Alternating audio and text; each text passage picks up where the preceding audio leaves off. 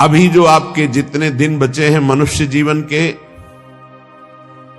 ये प्राय प्रश्न बना रहता है, मुझसे पाप हो गए, क्या क्षमा कर देंगे भगवान? तो ध्यान से सुनिए, मनुष्य जीवन में अभी जो आपके दिन बचे हैं, यदि उन दिनों का ज्ञान पूर्वक सदुपयोग करें, अर्थात नाम जप करते हुए पूर्व में जो पाप किए पुनः ना होने पावे, तो मैं तुम्हें वचन देता हूं कि तुम्हारे सारे पाप मेरे प्रभु क्षमा कर देंगे।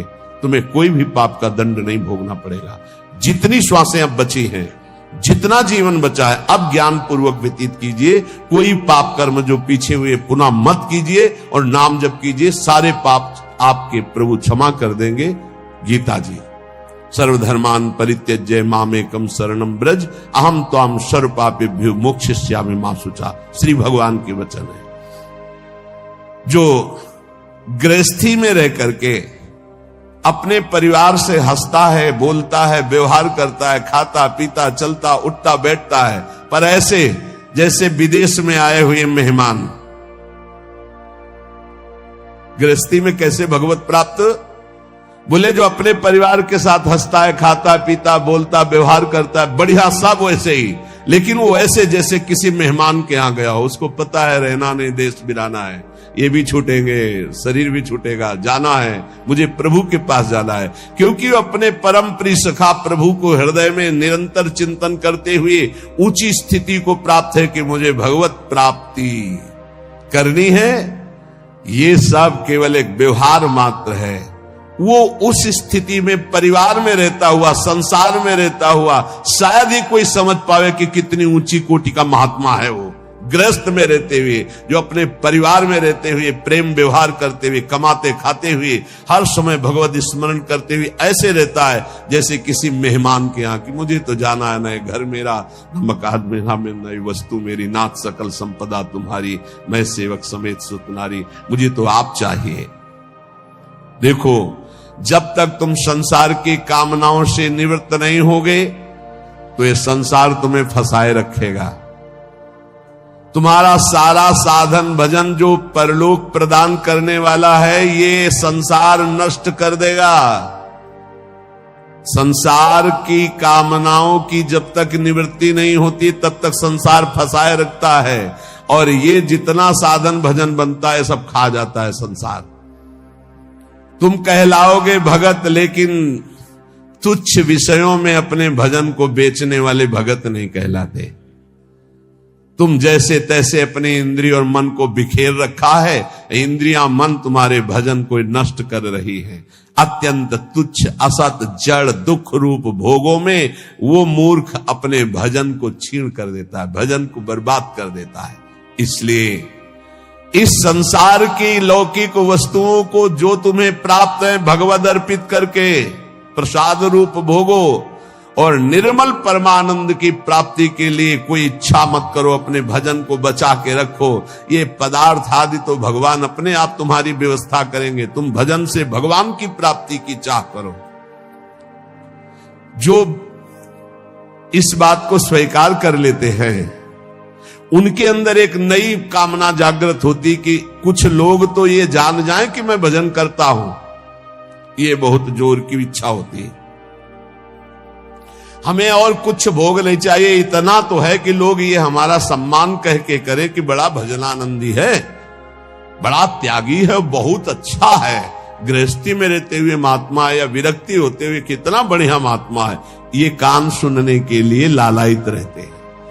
लोग मेरी योग्यता को जाने कि मैं कितना अच्छा हूं, ऐसी इच्छा जो करता है तो इच्छा करते ही वो परम पद का अधिकार खो देता है। समझ लो, लोगों में जानकारी फैलाने की इच्छा मतलब संसार में सतबुद्धि, मतलब प्रतिष्ठा कीर्ति की चाह, मतलब भगवत प्राप्ति की योग्यता खो देना। ये तीन बातें बड़ी दुर्लभ हैं। निर्धनता में भी दूसरों की सेवा करने का, दान देने का उत्साह, एकांत में पापाचरण ना करने की दृढ़ भावना, ये बहुत कठिन बातें, बहुत कठिन बातें। निर्धनता में भी दान देने का, दूसरों की सेवा करने का उत्साह, एकांत में कभी पाप ना करने की दृढ़ भावना, और जिससे भय लगता है ऐसा कभी कोई वचन, आचरण, संकल्प मन में ही ना आने पावे। भय लगता है पाप कर्म से, पाप कर्म ही भय प्रदान करता है। तो पाप कर्म से कैसे निवृत्त हो, क्रम बाई क्रम वर्णन कर रहे हैं। तो जो पाखंडी लोग हैं इनका संग का त्याग कर दे। पाप निवृत्ति के लक्षण, पाप तुमसे बनेंगे ही नहीं। पाखंडी लोगों से दूर रहना, खुली बात कह रहे हैं। महापुरुषों के वचन, किसी से कोई लेना देना नहीं रहता, इसलिए मस्ती से बोलते हैं। पाखंड कहते हैं पाप के खंड को। पाप जो ऊपर से सदाचरण का वेश धारण किए हुए हैं और अंदर से पापाचरण करते हैं। बहुत ही लुभावना पाखंड होता है। लुभावना आप देख के समझ ही नहीं सकते। हमारी योग्यता ऐसी नहीं हो, हम अपनी योग्यता दिखाते हैं तो पाखंड एकदम भी कहा जाता है। इससे पाप की प्रवृत्ति होती है। पाखंड से बचे और पाखंडी लोगों से बचे, खुली बातें हैं। जो असत्य में भोग सुख प्राप्त करना चाहता है वो पाप किए बिना रह नहीं सकता। ऐसे पाप का आचरण करने वालों का संग बिल्कुल नहीं करना चाहिए। अहंकार पापों की रति प्रदान करता है, इसलिए अहंकारी का संग नहीं करना चाहिए, अहंकार का संग नहीं करना चाहिए। पाखंड नहीं धारण करना चाहिए, पाखंडियों का संग नहीं करना चाहिए। असत्य के भोग की लालसा पाप करवाती है और असत्य के भोगों में रत पापियों का संग नहीं करना चाहिए। अहंकार ही भोगों में रत कराता है, इसलिए अहंकार नहीं अंदर आने देना चाहिए और अहंकारियों का संग नहीं करना चाहिए। प्रभु की ओर अग्रसर होने वाले जितने साधक हैं उनको सावधान रहना चाहिए ऐसे अहंकारी असत भोगों में लगे हुए पाखंडियों से। कल्याण के मार्ग पर चलना है तो अधर्म और अनीति और पाप कर्म छोड़ने की दृढ़ प्रतिज्ञा करनी होगी।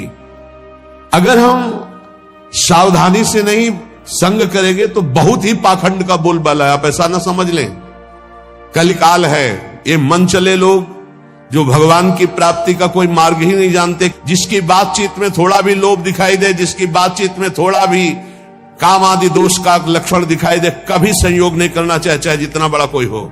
दूरी बना के रखनी चाहिए।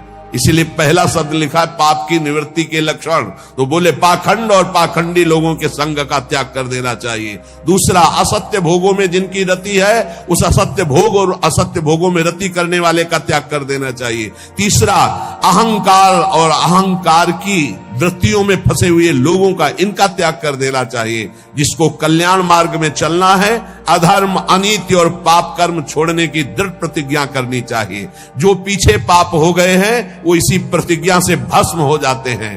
कभी भी ये नकारात्मक भाव रखने वालों का संग करने वाला सकारात्मक भाव में आगे नहीं बढ़ सकता है। इसलिए बहुत सावधान रहना चाहिए।